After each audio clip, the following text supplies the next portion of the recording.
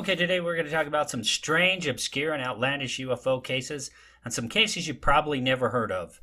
Also, we're going to talk about some strange underwater UFO cases, bizarre abductions, and about the unsolved mystery of cattle mutilations with UK author and editor-in-chief of UFO Insight, Marcus Lowth, on this episode of Passion for the Paranormal. Okay, so joining me today is Marcus Lowth, and Marcus is a writer with a love for UFOs, aliens, the paranormal, general conspiracies, and unsolved mysteries. He has been writing and researching for over 20 years as the editor-in-chief of UFO Insight, a website dedicated to providing in-depth articles discussing some of the most intriguing UFO sightings from history. UFO Insight also covers alleged encounters with aliens, cryptozoology, and the paranormal. In late 2019, Marcus released his first book on UFOs, From Deep Within the Archives of UFO Insight, History's Most Bizarre, Outlandish, and Controversial UFO and Alien Encounters. Marcus, thank you so much for joining me on the show. It's no problem at all. Thank you very much. I'm looking forward to having a chat with you. Yeah, me too. You're coming all the way from the UK, so we're about, I think, 7 or 8 hours apart here. Yeah. Evening time for you, daytime for me. I'm glad we were able to make this happen today.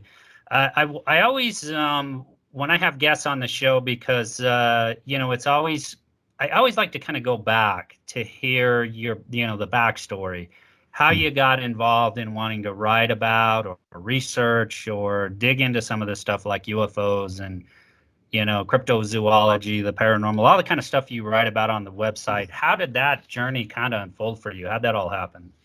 I've always had an interest in anything that's unsolved, unexplained, so as far back as I can remember. So, as a teenager, I was always reading about this kind of thing. You get hold of as many UFO books as you can. As you get older, and that kind of coincided with the arrival of the internet, you can start to get your hands on much more solid material, documents, classified stuff that's been declassified. And I've always had a love of writing.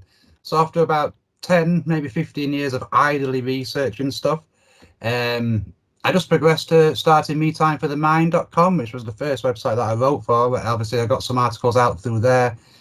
Became involved with UFO Insight, which obviously I'm as the editor for that now. And it's just a case of going through as many accounts as possible, looking for connections between these accounts, which there's many. And I'm sure you know yourself, as soon as you start researching any field really, but for us it's UFOs, you start to branch into other areas of interest, whether it's paranormal, Bigfoot sightings, like you say, cryptozoology, even alternative history speculation, so yeah, it just opens up a whole nother world that you didn't even know existed before, and so that's how we've got here now, or I've got here now, and it's just a subject that absolutely fascinates me, and I think it's one that's going to continue to fascinate people until we get some kind of answers, really, as to what people are actually seeing. No problem. I was gonna say this stuff can really take you down the rabbit hole. As you start researching UFOs and alien abductions and going kind of over into the paranormal. Now, you also delve into paranormal kind of topics as well. Did that kind of happen as a result of your interest in the UFO subject, or how did that kind of happen? Again, I've always had an interest in it. I've always had an interest in hauntings. Do ghosts exist? But UFO research was always the overriding thing for me. But yeah, partly the more, for example, alien abduction accounts, the more of those that you read, you start to see a lot of details that come up in paranormal accounts. That are more akin with hauntings, whether it's electrical equipment failing. Some people report seeing shadow people, for example, strange bumps in the night. So, it makes you wonder whether there is more of a connection between ghosts and aliens. I'm not saying that they are one and the same thing, but it does seem like there's a bit of a bleed into these areas that you wouldn't necessarily think existed. And I find that fascinating. There are some researchers, and I suppose I am one of them, really, that speculates that there probably is maybe connections between all these strange phenomena, whether it's Bigfoot, whether it's ghosts, whether it's aliens. And so if you shine light in one area, whether it be UFOs, you'll probably shine light in other areas too, at the same time. So kind of. Yeah, absolutely, and that's kind of as I got involved in the paranormal, I always have kind of followed the UFO subject for many years, kind of quietly, but it does sometimes tend to lead you down other paths, and Yeah. that's what's interesting. Anything mysterious or unexplained, you know, it's kind of that's I think your journey's kind of similar to mine in that respect. That I've always kind of tried to I've always kind of thought about all of these sorts of things and all these unexplained things and whether people's experiences were real. Now, Marcus, did you actually have experiences yourself? I've yeah, a couple. I mean, nothing dramatic. I used to work in an old haunted building. First of all, there was rumors that circulated around the staff that there was a presence downstairs in the basement which you had to go through to get to the kitchen. I was there one day on my way to the kitchen, and there was footsteps behind me. They literally approached, and then the next thing I knew, they were kind of moving away from me. So what that was, I don't know, but yeah, that was pretty weird. Um, and then one evening when I was outside, me with my son, we were looking for shooting stars. There was a shower that evening, so we were looking, and we just saw like a strange light that zigged this way and it zagged that way and again, and then just gone. And so what that was, I don't know. It matches up with a lot of UFO reports that people have reported, should I say. So yeah, they're the two things that I've experienced. As I say, nothing dramatic, but again, when you've researched this stuff anyway for years, you obviously instantly think, well, that's like this instance, or that's like that I remember. So yeah, those are the two things that I would say I've had first-hand experience with. I'm kind of curious too. We've got interesting developments going on, as you know. It goes all the way back to December 2017 when that New York Times story broke and the Navy videos, and now we've had this UAP task force here in the U.S. developed that is looking into these things. And everybody was anxiously awaiting this UAP task force report that they owed to Congress, which came out on the 25th of June. I personally was not real optimistic about what it was going to reveal, but I think some people were a little bit more optimistic about what they were expecting from it. I think what we got is pretty close to what I expected. Yeah. But a lot of people are encouraged by this. They're encouraged that at least people in Congress are saying, yeah, we need to take the issue a little more serious and at least say we're going to look into it more. That's a lot further than we've really done, although there's been, kind of onesies and twosies here and there of congressmen who have tried to look into the issue, even presidents that say they've tried to look into the issue. But I think we're further along than really we've ever been before at this point in history. Where are you guys at in the UK? I mean, do you have similar efforts going on? No, I mean, I was asked this a few weeks ago, and I would say that certainly from a government or military standpoint, the answer would be the same, that officially they don't exist. There's certainly no actual body investigating this like that's happening in the United States. It's interesting as well, like you go back to the leaked video of 2017. It's interesting whether we would have got the disclosure, for want of a better word, that we got in the summer if that hadn't have happened, if those videos hadn't have been leaked. So I think what's driving it is still that we still have to rely on whistleblowers and because like you said, they stopped short of saying that this is extraterrestrial in nature, although they certainly speculated, which, that in itself is a big thing. It makes you wonder now whether it's going to take more pushes, more leaks for them to disclose more, or whether they'll just kind of discreetly go quiet again. I think, though, the subject in general and the interest in UFOs is probably really quite high again at the moment. I think because of these videos finding their way onto the mainstream news, and there'll be a lot of people that have been talking about this stuff for years that will still feel quite a bit of vindication at what was said by the Pentagon. But yeah, I think we certainly need to keep pushing, and I think as far as the United Kingdom goes, if there's going to be any form of disclosure or proof or anything of that nature, it's probably going to come from independent researchers and independent organizations, initially at least, as opposed to a government level. Yeah, that's interesting because it seems as though really most of the information that's come out on this subject has been through private researchers.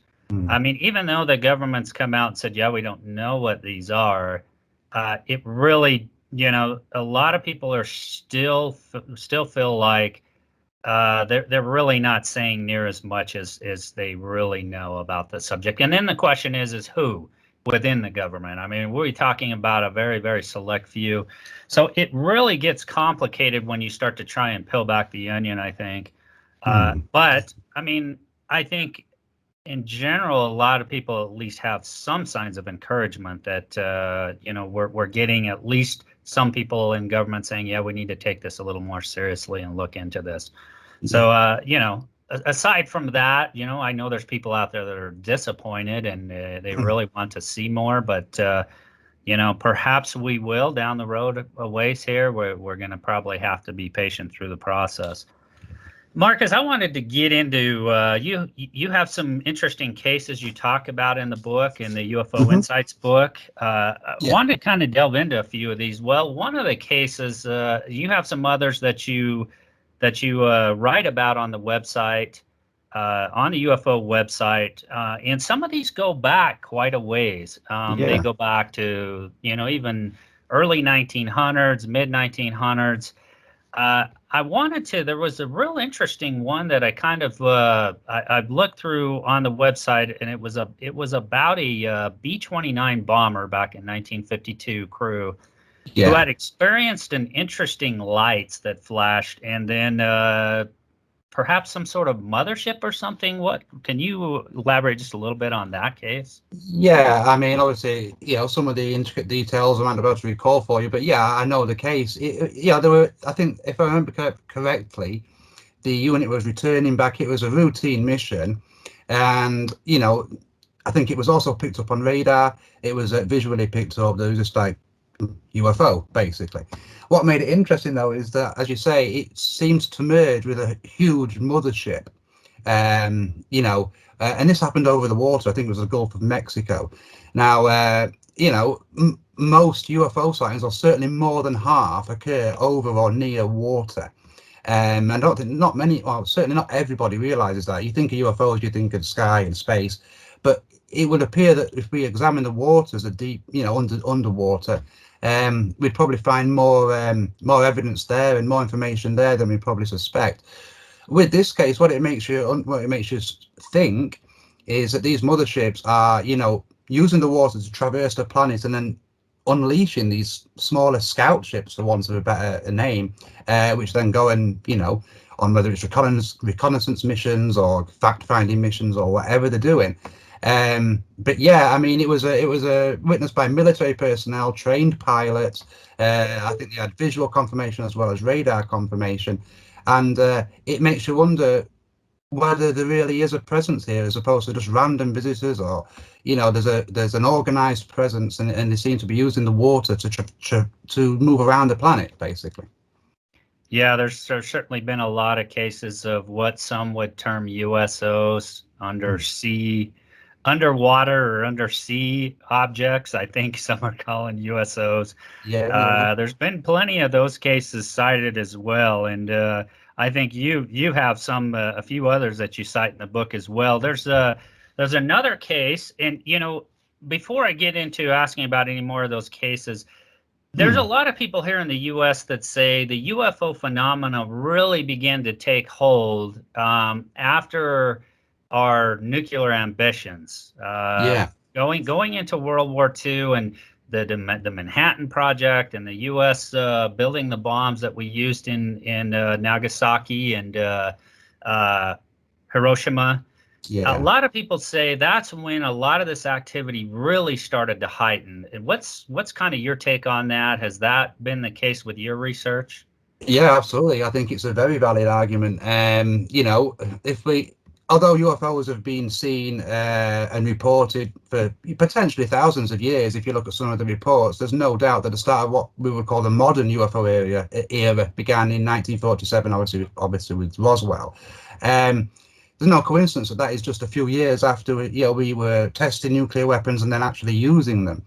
It's also interesting to note that of nuclear facilities all around the planet, there's lots and lots of UFO sightings on record, that they seem to have a general interest in facilities that are carrying nuclear weapons. Even nuclear submarines seem to attract this attention. There's many of those cases on record. Now, I was actually reading a case today.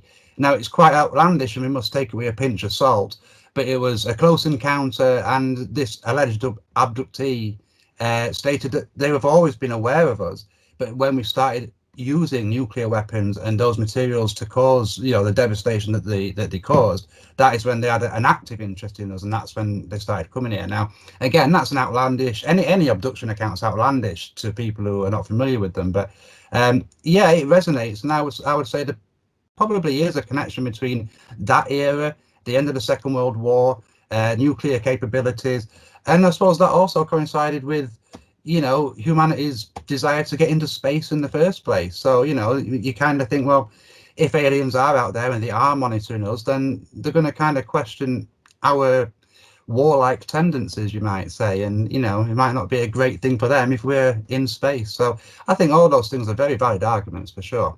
Yeah, and you have to wonder, are they concerned about now so far, up to at least as far as we know, we're not parking nukes in space. However, there's a lot of talk about whether or not we might start parking nukes in space, and whether it's us or whether it's the Chinese, the Russians. When I say us, I mean the US or UK, or then you've kind of got a little bit new problem in that, now you can launch nukes from space, and is this going to get the attention of these so-called extraterrestrials? And so it's interesting to see, because the Chinese certainly seem to be developing those kinds of capabilities. And so you have to wonder if there's some concern about that.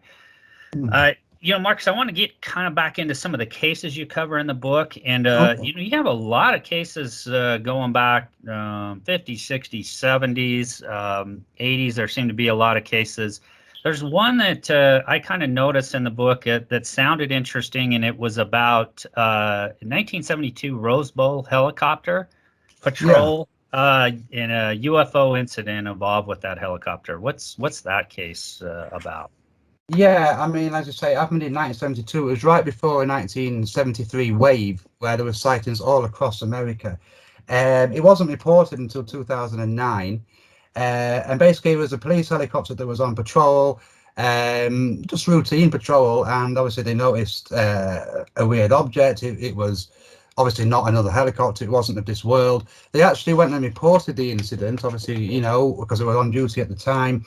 And it's just one of the most fascinating cases, really, because it involves official, people, a police officer in this case, or same as if it had involved a military officer. And you would think they have experience of being in the air, so they know the difference between another plane and something that they've never seen before. And as I say, the fact that that incident occurred right before the wave of the following year. Again, it's just another piece of the puzzle, really, to the overall UFO picture. Now, in this case, were they followed? Did they feel like they were tracked, or was there mention of that they felt like they were kind of being monitored or tracked? I believe really it was a case that they just saw the object. I think there was certainly a situation where they believed that whatever was behind the object was aware of their presence. As I say, it was kind of dismissed really at the time, even though they reported it. But it's just another example of what interest do they have with us? Are they checking out our own capabilities? Is it just a coincidental meeting? But I think it's a case that certainly, it's great to read about, and it should be kept in the public arena, because these sort of cases, they can be dismissed at the time and then they get forgotten to history. So I think it's really valid to keep investigating, researching, studying these cases from decades and decades previously. Now, the other thing that I found interesting is some of these cases that you cover in the book I have not heard of. A lot of us are aware of the big mainstream cases, the Roswell case, the Socorro, New Mexico case, the Kecksburg case, some of these big ones that have been, covered on History Channel, and researchers have researched backwards and forwards, and you have Rendlesham incident, what's happened in the UK. Some of these I've not heard about. Now, is a lot of this as a result of your own research or other researchers working with you, or are some of these cases actually reported to you? These ones in the book are basically just our own research, and like I think what we put in the introduction, and I was speaking about this the other night with somebody else, we take research and reports on other people's theories, and we pull them from all over the internet, from various books that are largely forgotten about today, obscure newspaper reports, and part of the objective, if you like, of UFO Insight is to give a home to these reports, all in the same place, and to ensure, as long as there is an internet, that that people can access them basically, and they can read about them. It's meant to be a good research tool. That's what we would like it to be. So yeah, we pull those from everywhere. Now, in the background, and over the last year or so, we have been collecting UFO reports that have come directly to us. We're certainly not UFO investigators, we're researchers at UFO Insight, but we have collected reports that are exclusive to us. Now, whether they see the light of day on the website itself, or whether they see the light of day in a book, we're undecided. Probably a combination of both there. And again, though, the reason for that is the same, that we want to give these reports somewhere to live and somewhere to be studied and somewhere for people to come back to. And I was speaking about this the other day as well, that there's thousands of reports of UFOs every year. Yet how many reports go unreported? How many sightings, do people have and they don't report them for various reasons? The obvious being that they'll be marked or worse. So, if people feel comfortable just sending us a report and they're happy for us to publish it, obviously maybe not with their name, but certainly just to get the account out there, then yeah, that's something we want to do. But the bulk of the website at the moment, and certainly this book, is cases that, like you say, are obscure. We've pulled them from bizarre places, far reaches of the internet, and we just put them all in one place. Yeah, and that's what I like about it, because again, I haven't heard about a lot of these cases. So as you said, there's so many of them out there. Do you find that now that the conversation has kind of opened up some on this subject? I mean, you've got the Ancient Aliens Theory show, or the Ancient Alien show on history. Yeah. You've got a lot of UFO other shows, Unidentifieds come out with Lou Elizondo. There's a lot of other shows out there you can find that talk about this subject, but it just seems like it's really ballooned. But have you found that you guys are getting a lot more information on these cases in the last, I don't know, 5-10 years than you were before? I'd certainly say over the last couple of years, us ourselves at UFO Insight, and I think that's partly because of our presence has grown, which is so naturally more people are aware of us. But I think the UFO subject has become more popular, and not popular necessarily in a tongue-in-cheek way like it maybe has been in the past, where it's been, associated with the X-Files, which is a great show, don't get me wrong, but there's a kind of almost a damaging element of that association sometimes, you maybe not taken as seriously. I think the subject is probably, still an element of tongue-in-cheek there, but it is taken a little bit more seriously now. I think the disclosure in the leaked videos has helped that dramatically. And I guess people are just looking for answers. If you all of a sudden mainstream news are saying, well, there could be something to this, I mean, people maybe look again with a bit more of a serious mind. There could be anything, and it's, again, when you say that you believe UFOs are real, lots of people think you're automatically saying that aliens are real. Well, that might not be the case. There could be anything. There could be any number of reasons or explanations as to what these things are. But I think that's the key thing, is that they are being seen, they are there, and we just don't know what they are. Now, there's another interesting case here. Sounds like it happened in Germany. It's the Lintel Lake incident. Yeah, let me just pull up some notes on this one. It did happen in Germany. Just bear with me. Sounds like kind of an interesting case. Yeah, it's. I believe this was witnessed by a German resident early one morning while he was in the area, and I believe he saw, like a typical sort of saucer-like craft. Again, what's interesting is over the water.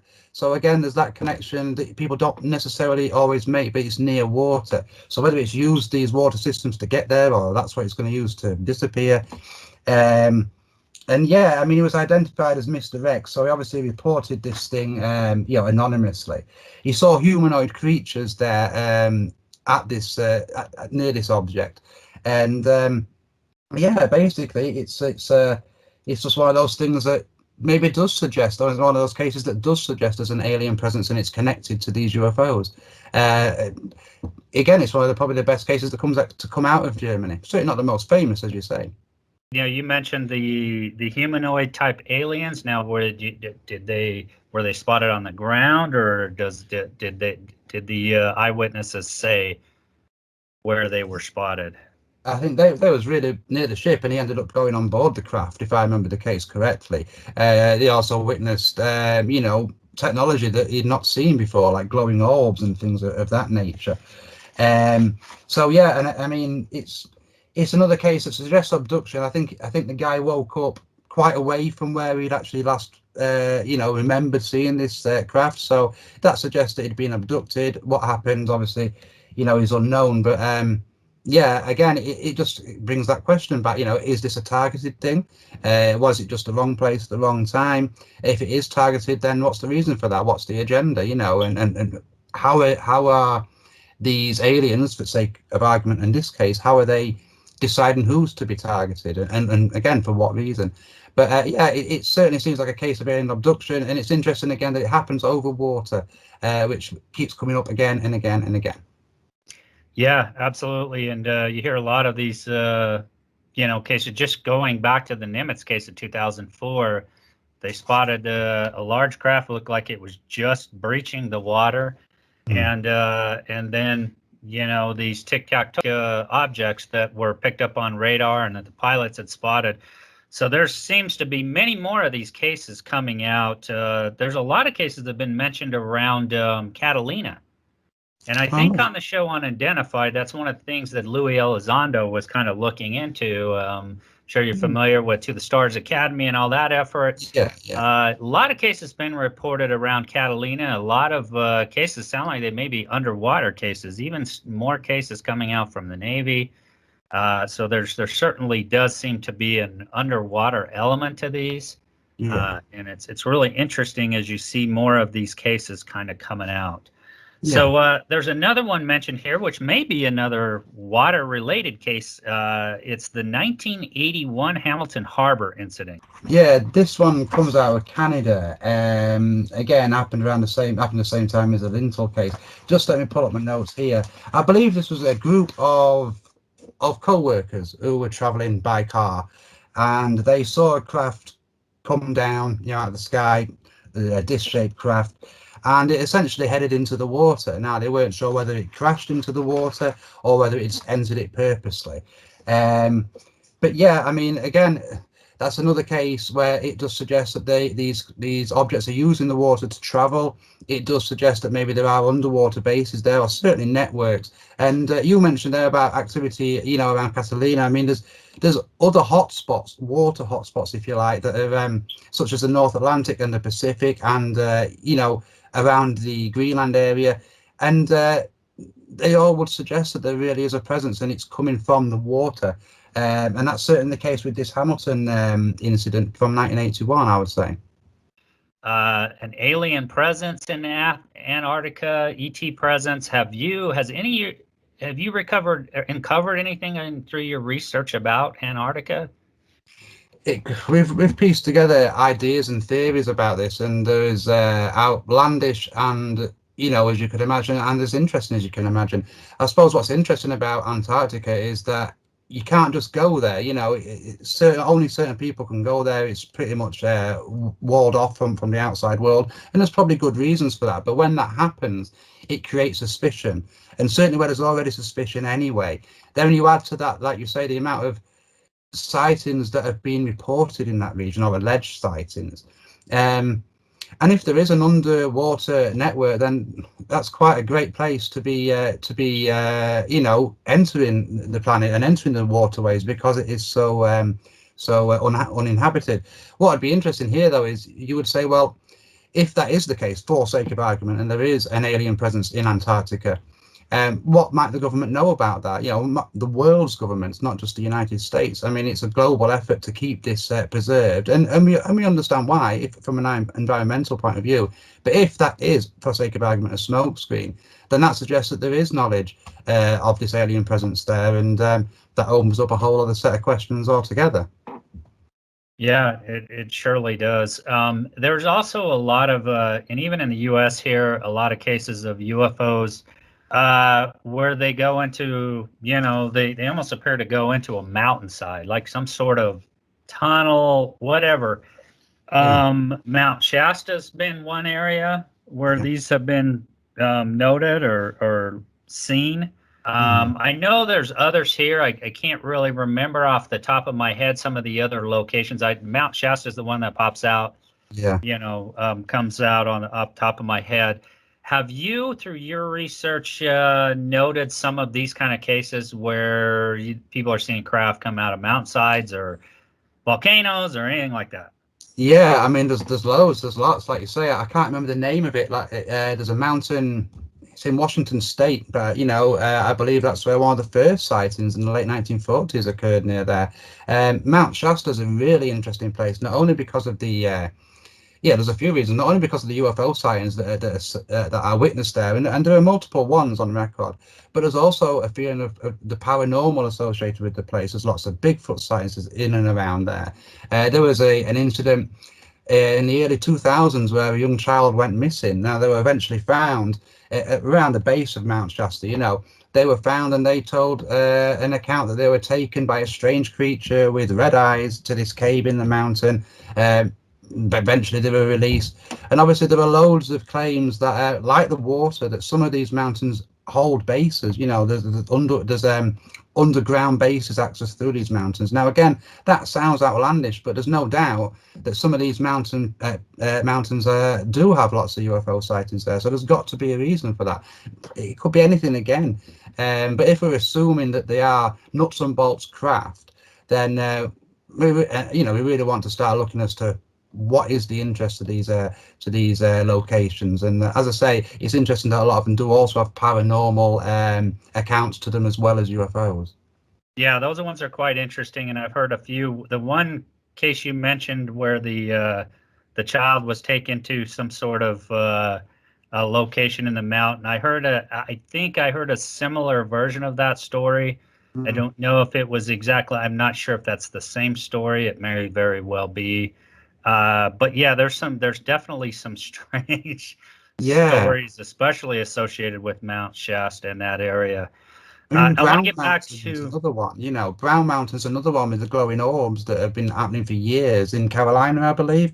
So that's just that may another be North one. Carolina. I think that area you're talking about, because I've heard some cases in that area as well. Yes. Yeah. Yeah, there's another one that you talk about in the book, and this is another. We've got to talk about this one, Mark, because this sounds quite interesting. So this is dealing with it sounds like maybe an abduction case, night fishing trip, and I think that this is the title: Night Fishing Trip and Journey to an Underwater Alien Base. Yeah, I believe this is the one of Orlando. Is it Ferrodi? I believe he's called. From what I can gather, the guy was just basically on the beach, night fishing, as he said. He heard somebody approaching him from behind. He regularly fished there, so he was friendly with a local person, and he thought that this was the guy who was coming up. He would have a cigarette with him and whatever. That wasn't the case. There was obviously like a humanoid entity behind him. He ended up going on board the craft. And again, what's interesting here is we think about alien abductions and we think about being taken into space. Well, this wasn't the case. He was taken under the water, and he knew he was going under the water because he could see. And he ended up coming in like a cave-like underwater base. There was numerous craft there. It was just like a network of alien creatures, really, organized, like something out of a film. Now, this happened in 1965, well, long before the likes of Star Wars and everything else that came after that. So either it's either the guy's got a great imagination, or there's something to it. Some people even suggest that these underground bases could be more military in nature as opposed to extraterrestrial. And then again, we need to start asking, well, if these strange creatures, are they just another indigenous species that we don't know about, or are they actually aliens and they've come to some kind of agreement? But yeah, he was under the Atlantic Ocean, unknown location. Just that was where he was taken, and he ended up in an underwater base. And like you said, it's a fascinating case, and because more and more accounts are coming to light of underwater craft and activity that goes underwater, like the Linda Corteil case, for example, in New York. She went underwater. She in the craft that took her, into the Brooklyn River, I believe. So there's just so many examples that are connected to water. This one is a great case, and certainly detailed in what you could remember. But it just does suggest that connection is probably stronger than people maybe at first thought. Now, location-wise, Marcus, was this in the U.S.? Was this Europe, somewhere else? Where was this location? I believe this was Brazil. Let me just check this. This was South America for sure. It was South Okay. America. It was the Atlantic coast of South America, which, for Brazil, for example, I mentioned Brazil. They have so many sightings on records, and so many of them are along the Atlantic coast, which again does suggest that underwater base connection. But yeah, it was a South America incident, and it just ended up with the guys, I say, being taken and exploring this underwater world, for want of a better phrase. Yeah, that's interesting. Yeah, Brazil certainly has their fair share of reported cases. I've heard of many there. How about any cases? Now, we've heard of alien abduction cases, and I had another guy on the show that actually claimed that he was taken to the moon. Right. Do you have any cases like that taken where abductees claim to have been taken to moon base or any other planets, anything like that? Yeah, I mean, again, even some people in the UFO community would dismiss this sort of stuff because it is outlandish. But there's plenty of cases where you've got somebody who's been, abducted or asked to go on a ship, and they have ended up on the alien's home planet. Now, when they return to Earth, no time has passed. So, it makes you think, well, how credible is this? And if it is real, are aliens managing to bypass time as well as space? Are the two interconnected? I think most of those stories, though, or most of those accounts, certainly some of the most interesting ones, are connected to government conspiracies. There's the super soldier conspiracies, the guys that say they've been even age reversed after spending 20 years on Mars. I forget the guy's name. I think it's Randy Kramer. Who made these claims. Now, again, people dismiss this stuff, and they're probably very right to, but if we're going to keep an open mind, there's plenty of people saying this, and I think that's where some of the claims of secret bases on the moon, there was a case, an Italian UFO researcher broke it, where after the Apollo missions were wrapped up, there was allegedly secret missions to the moon and even a secret mission to Mars. But one of those missions claimed that they found bases on the moon. They even found an alien body, and it was returned to Earth. Now, again, most people dismiss these things, but as the guy himself said, well, what else can the government do but dismiss it? That's all they can do, and then it becomes one person's word against the other. So I think if there are, most of the things I've found, whereas a presence on other planets, they seem to be connected to government conspiracies. Now, how real they are, how accurate they are, well, that remains to be seen. But yeah, I would say that's where I found most of my cases in that area. Yeah, Marcus, have you kind of looked into? So we know the U.S. Air Force had Project Blue Book going on, and I probably am going to. I want to say from 52 to like 1969. And I think they, a lot of people will challenge these numbers and say one of them was a guy I recently had on the show, and he definitely questions the numbers. There seemed to be an active disinformation effort going on with a lot of these cases. So I think they reported about 5% of the overall cases they looked at in Project Blue Book as unexplained. Yeah. Now, if you ask some other researchers, they'll say you can throw that number out the door because a lot of the cases they purposely debunked. Yeah. They purposely, and we'll go back to the swamp gas theory in one of the cases that I'm familiar with. That happened in Michigan, where the government came out and seemed to, initially J. Allen Hynek was involved in this case and looking into it, and some say he received a phone call from D.C. and shortly after they said, we can easily explain this away as swamp gas. Yeah. Other researchers have delved into it and said, that's just absurd. Yeah. Do you think there may be some sort of disinformation campaign, whether it's the UK, whether it's world governments, whether it's the US, that there has been an active disinformation effort going on? on this subject? Yeah, I'd say undoubtedly so. I mean, I would I would say the Blue Book, the Project Blue Book files really were an exercise in disinformation, or certainly in debunking cases. I think around the time of the swamp gas incident, the Michigan one, I think that was around the time that Heinrich was kind of changing his perspective dramatically, which which you would if you're being told to report something that's not the case. I think there was a case in the 80s. I think with the Falcon and Candor researchers.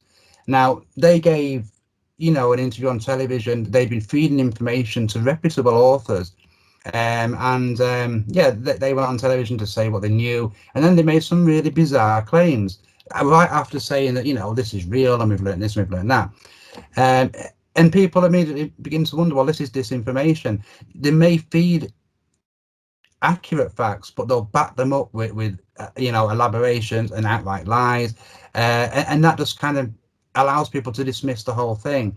There was a guy, I think his name was Frank Scully from the 50s, I believe, who he wrote loads and loads of books on this subject, and he was purposely fed disinformation from trusted sources, so that he would go and report this, and then it was easier for the government, people say, to dismiss everything he was saying.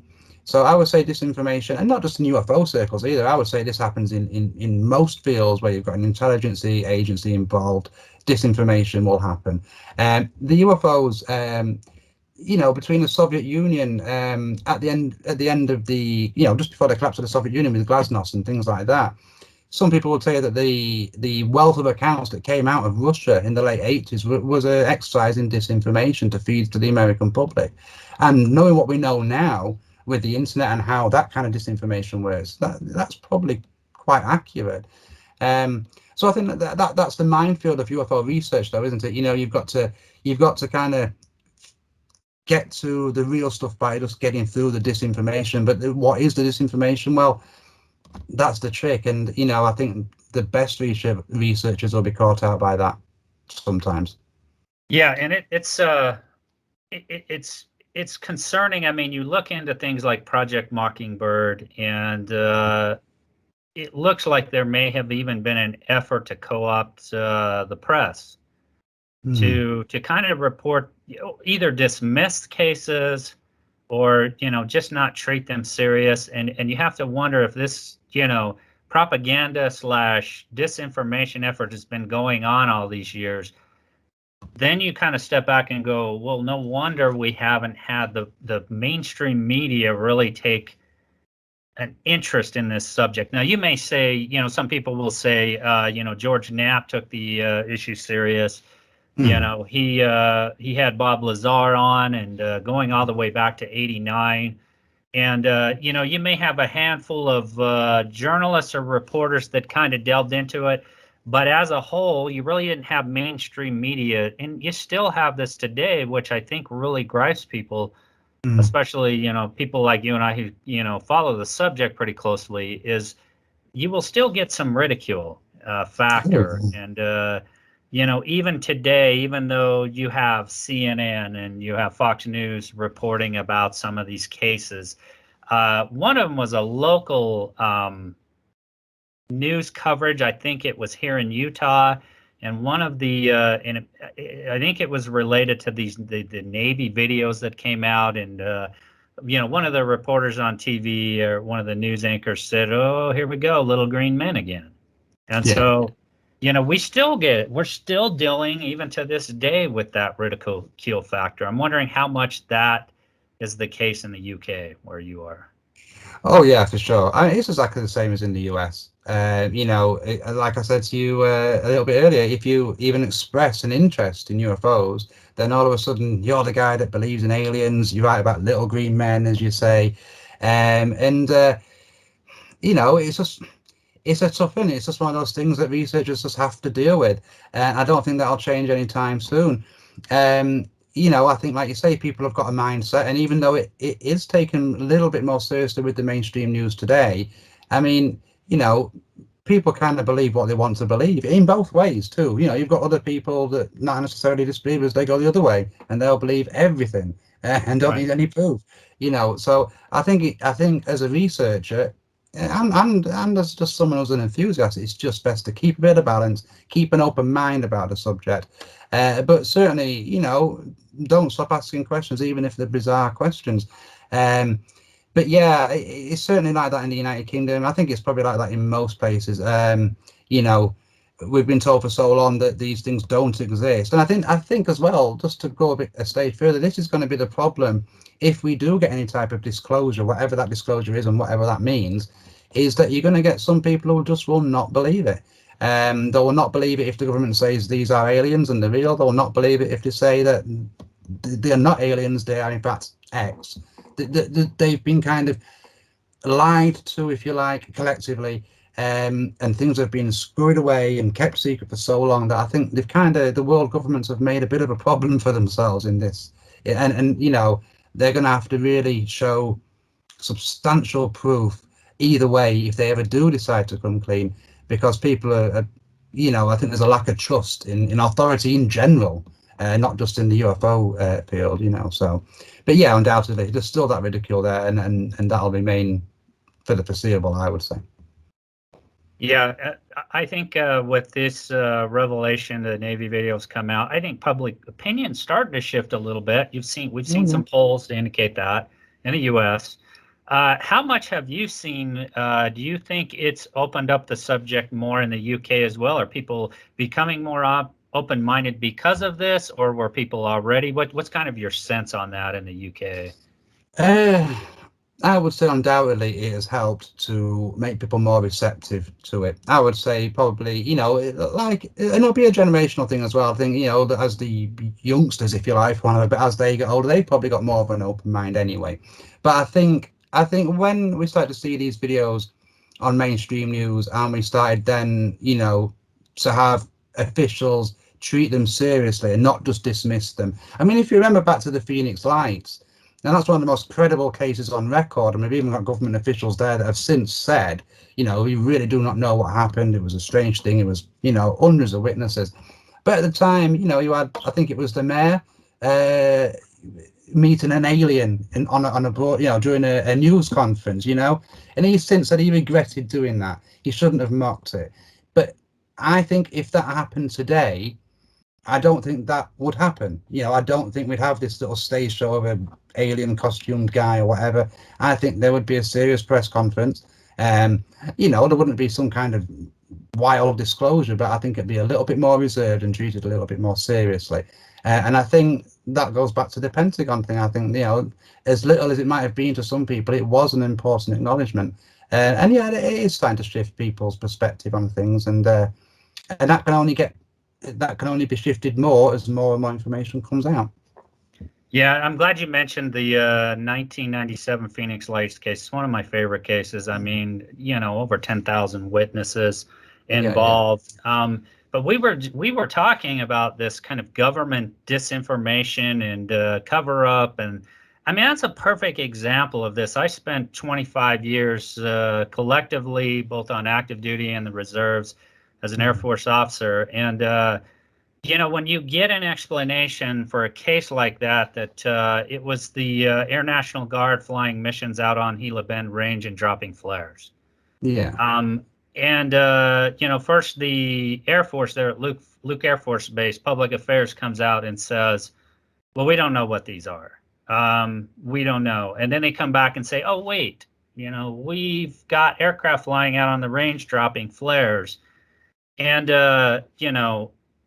people were just not going to accept that explanation when they know what they saw.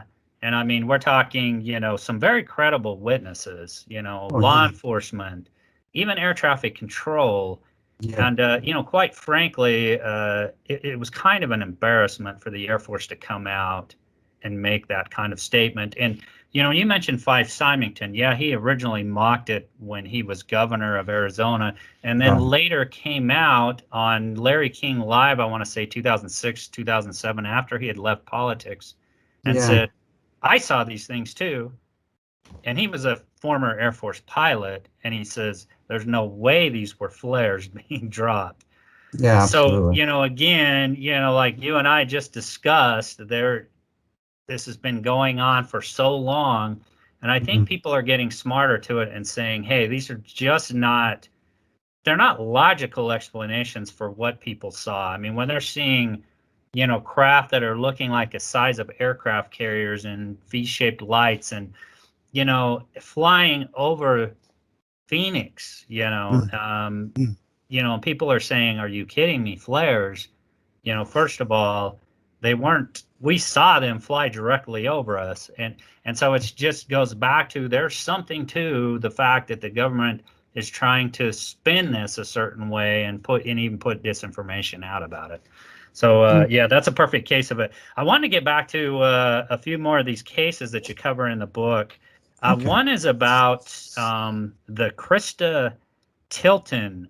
This is about an underground facility. So Kristen Tilton, and I think this is an abduction case, underground facility abduction case.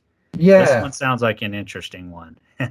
I think this one, if I remember correctly, was in Dulce, which is a fascinating place anyway, and has got so many stories of conspiracies and accounts that come out of it.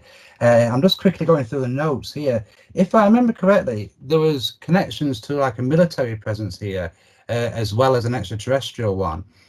And if I also remember correctly, just let me check this. I believe there was almost hints of hybridization and stuff like that. I'm sure that she basically found tanks that were full of what was essentially body parts, and there was, it ties into some of the suggestions of some researchers, perhaps predominantly David Jacobs, that the sole purpose of these alien abductions is there is a hybridization program going on. Now, Jacobs, as far as I can tell, stops short of saying there is a military involvement here. This is basically an extraterrestrial endeavor. But what he does speak about in his research is that they have managed already to create hybrids. So this military presence in this case, for example, may not be military. It could be hybrid human aliens, which sounds bizarre, I know. But, Jacobs, for example, is a very serious-minded guy. Kind of stuck his neck out to put this theory out there. And Bud Hopkins also came to the same conclusion, in his work.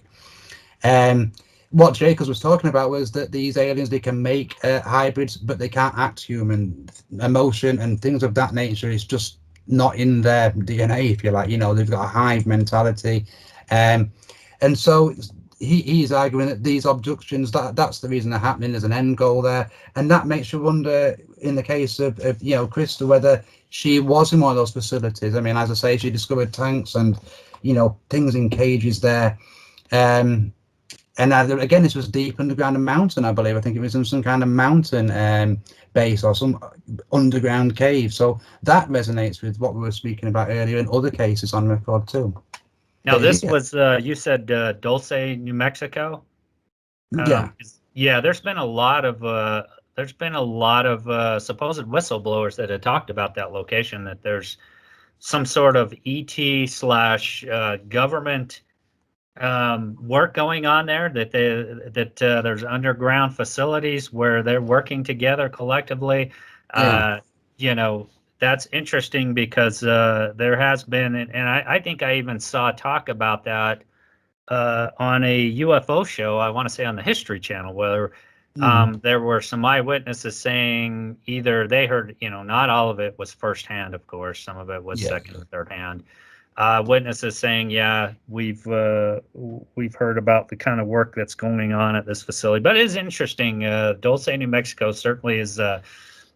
There's been some other reports and information that's popped up about that. There's another one in here, and this is dealing with an actual landing, and there's been many cases of UFO landings reported. This is 1971, again, another case I haven't heard about. 1971 Santa Lucia UFO landing. Now, I'm assuming this is South America. Yeah, I mean, a lot of these things come out in South America, and what's interesting there is not only are there not say more UFO sightings in South America, but they tend to feature aliens and humanoids more readily, if you like. It's almost like they're more comfortable being out in the open there. I mean, again, there are numerous accounts, and they all seem to involve humanoids. Now, this one, let me just remind myself on this one.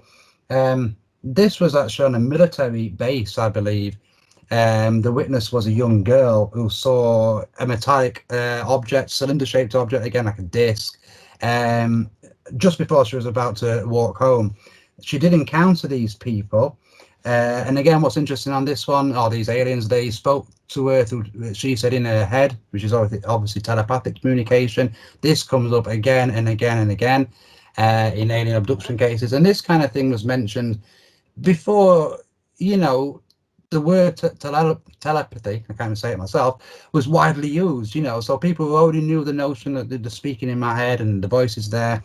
This happened on this case. And as I say, it's just another abduction encounter that resonates with other ones from across the world and across the decades, really. Absolutely. There's one more I wanted to talk about here because this is another one that I can't not ask you about. So Okay. this the title of this one is The Police Sergeant, the Crop Circle, and the Tall White Aliens. Yeah, now what's interesting about this one is it appeared in local newspapers at the time. I think it was early 2000s.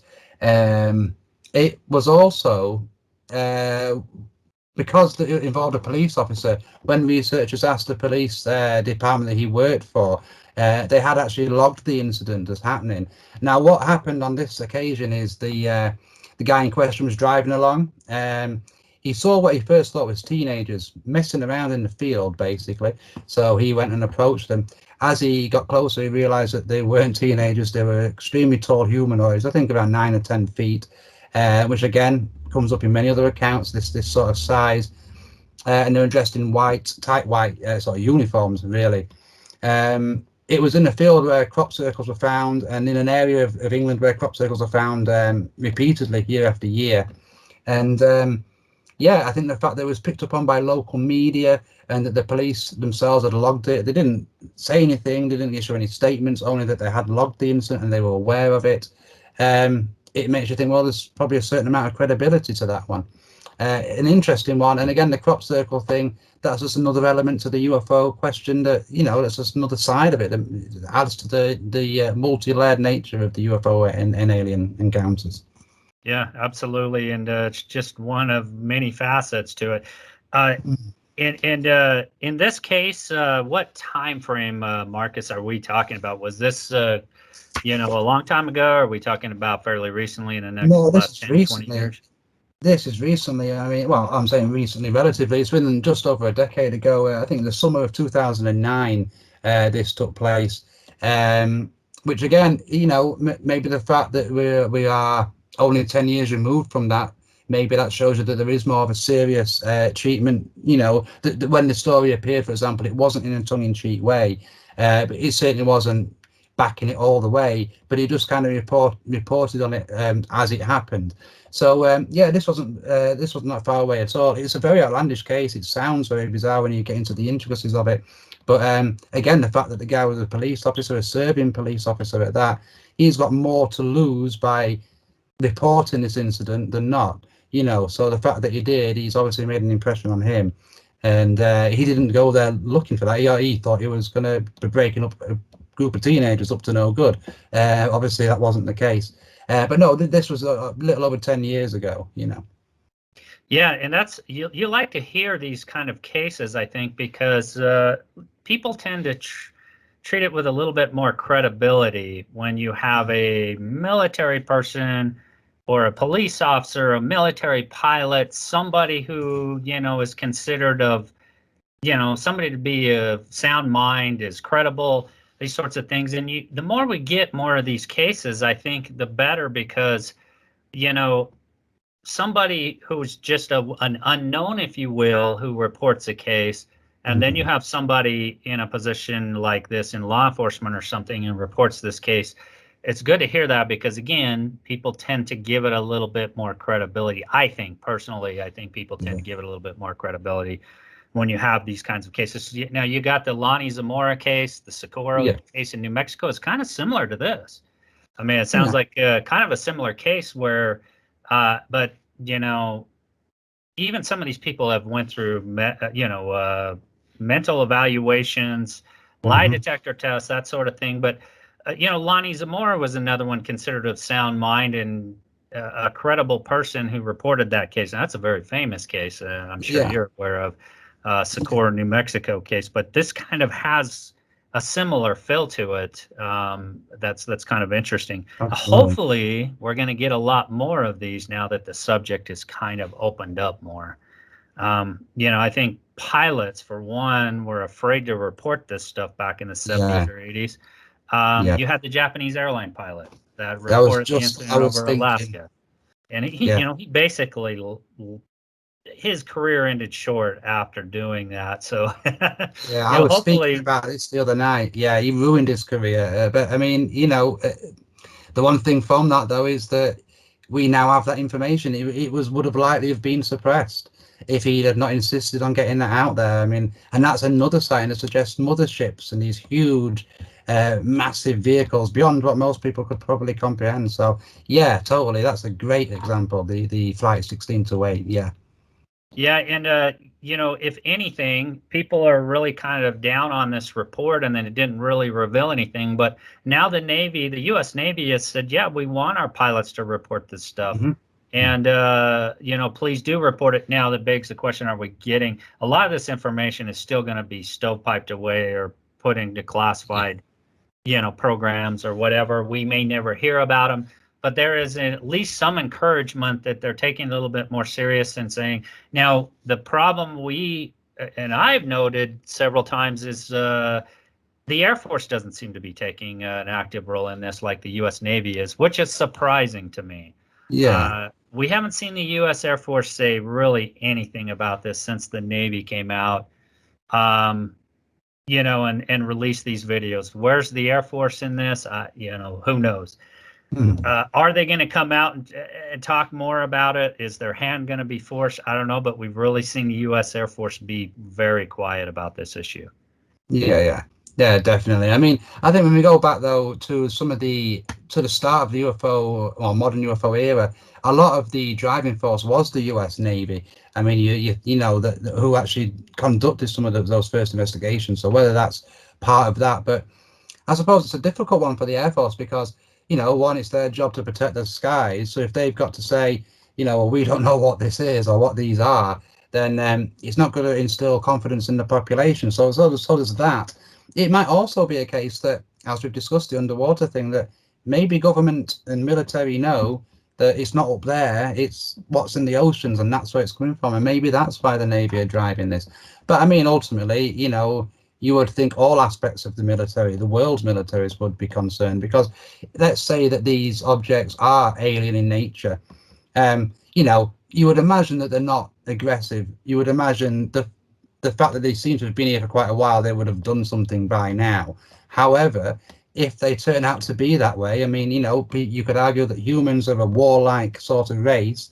If they happen to be like that, then you would need this response, united response from the militaries. It just goes back to how much they know and when they knew it, and those usual questions that kind of come up in these sort of things, Absolutely. And we talked about the many facets of this phenomena. And, you could argue one I wanted to just touch base on real quick before we finish up here, and that is cattle mutilations. Yeah. Now, you could say this is not a UFO phenomena. We don't know what this is. Some researchers, I think, would say that's probably the most likely explanation. I'm not going to mention any specific researchers, but there may be some out there that think that that may be the most plausible, explanation. We've had several cases just over recent years on the Pacific Northwest, particularly the state of Oregon. Over 10,000 cases, I think, have been reported, I want to say going back to the late 60s. And there's still no answer to this. Really continues to confound and baffle researchers, people. What have you kind of found? I know you've delved into it a little bit on the website, looking into it. What have you kind of found out or discovered in your research about this? Well, I mean, I think first and foremost, it's obvious that it's not just gangs playing pranks, or it's not a predator. What you're talking about here is laser-like precision cuts. As you know, there's hardly ever any signs of blood, which suggests that that's either been drained away or the animal has been somehow stunned, so it stops the blood flow. There's also no signs around where these carcasses are discovered of anybody approaching, whether that's footsteps, vehicles. It's just almost like there's nobody there. There's no signs of anything. And it's not just, like cows. It affects horses, sheep. On some occasions have been found dissected and cut in this sort of way. And they always seem to be in the same region, that the face and the jaw is often cut right down to the bone. And that's like medically precise as well. So again, and these things, although they started in the 70s, or I think the late 60s was the first one. It was Lucia, or Snippy with the horse was that was probably the first famous one. Then you have to say, well, whatever it is, it's something strange, and that's a little bit ambiguous. But I mean, could it be aliens? Well, possibly. If you think about how we would act, rightly or wrongly, we would look at other animals to experiment on if we wanted to find things out, and we have done that in the past, and it still happens today, I say rightly or wrongly. So it could make sense. I suppose the chilling thought there is, if they treated animals like that, would they treat us like that? I mean, we hear about alien abduction cases where people return. Maybe some of these missing people are alien abductees that just don't return, and again, that's speculative. So there's that. Are they looking to find information out about the biology of the planet? Some people believe the fact that the blood has been taken is it's some, they're using this as some kind of plasma. Obviously, we don't know why, or there's no actual suggestions as to why. But and then you start to look at, well, is it more of a paranormal sort of, is it an interdimensional thing where, but again, what would the reasons be for that? It would seem to be some kind of study of the animals themselves and of general biology, because along with this, you see, you've got a lot of accounts of aliens that have landed on Earth, seem to be obsessed with the vegetation, the surroundings, picking up signs of dirt and samples and fruits, flowers. So it's almost like it's one big kind of study of the planet. And again, if we think of how we would be if we managed to get out into space, or even if we just discovered a country that we, for whatever reason, was unknown to us, and had all these new animals and all these new flowers, then we'd want to be in there and having it, and we would go in there and have a look as well. So if you accept that life exists outside of the Earth in other places, they're probably still going to have very similar motivations and agendas. So yeah, I would suggest that it's certainly something strange. People say, could it be governmental and stuff like that? Well, if it is, they've got technologies that we really don't realize they've got, because they can turn up there and there's no sign they've been there. There's no blood, medically precise cuts, always to the same places. So yeah, and it's still going on today. And there are cases that stretch right back to the start of the 1900s. Some people claim to have witnessed these, where they've seen cows rising in the air to a disc-shaped object.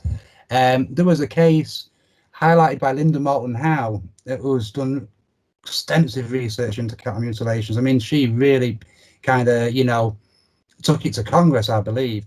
And, she was basically suggesting that it's like a harvesting, it's preparing for some kind of harvesting, and humans really should be very worried.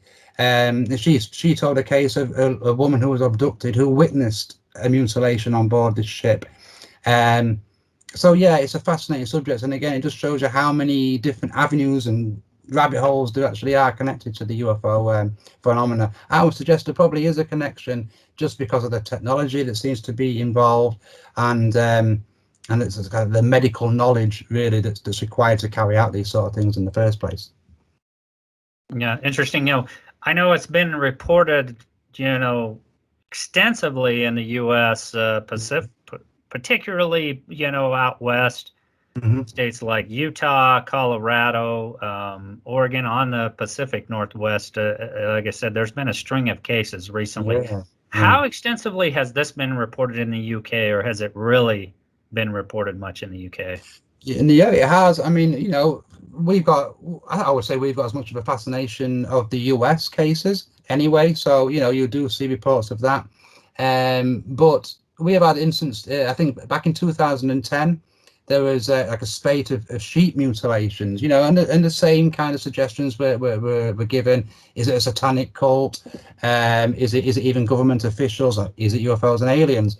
There were UFO sightings around that time in that area. So again, there's a little connection there, but it just makes you wonder what is behind it. And as I say, I think there is an interest here, but we have the same suspicions as are in the US. You know, is it government? Is it a satanic cult, or is it something a bit more unknown? Absolutely, it's certainly just another facet that makes you scratch your head and wonder if this is all part of the overall mystery, if you will, with all these cases.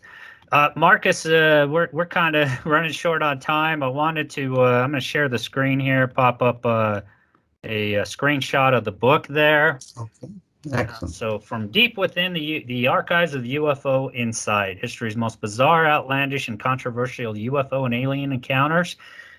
So, Marcus, where can people find more about your work aside from the UFO Insight? That's one website, and I will link that on the notes from this episode. The UFO Insight website. Where else can people go to find out more about your work? Do you have another website? Yeah. Where can they purchase your books and whatnot? Okay, well, you can purchase the book on Amazon, obviously, just by searching for that. On ufoinsight.com, we have a books page, which you can obviously purchase it there. I have the website metimeforthemind.com, which covers UFOs and aliens and stuff like that, but also mysteries from the past, unsolved murders, conspiracies, paranormal. And you can purchase the book on the book page on that website. I do write for Listverse. I think I've contributed about 100 articles to listverse.com, and whether that's about UFOs, whether it's about paranormal or cryptids or folklore. You can't get the book there, but you can certainly see my take on things on my author page at Listverse. But yeah, UFO Insight, Me Time for the Mind, they're the best places to really get my take on stuff. And yeah, please check out the book. As you say, I think there's about 60 cases in there. Some of them you may have heard of, but a lot of them hopefully readers won't have. And as the title says, they're as bizarre as they are fascinating, basically. Yeah, absolutely. And I really appreciate you joining me today and taking the time to talk about some of these cases and kind of your take on where things are and just the phenomena in general and all the different facets of it we just got done talking about. I really appreciate you joining me, Marcus. I know you're UK time, so it's probably about 9 o'clock or after 9 your time. But hey, once again, thanks a lot. I've really enjoyed the conversation, discussion. It was quite fascinating. And have a great what's left of the rest of your night. Thank you. It's been a pleasure. Anytime, happy to speak about this sort of stuff. And thank you for asking me on. Appreciate it. Absolutely. Thank you, Marcus.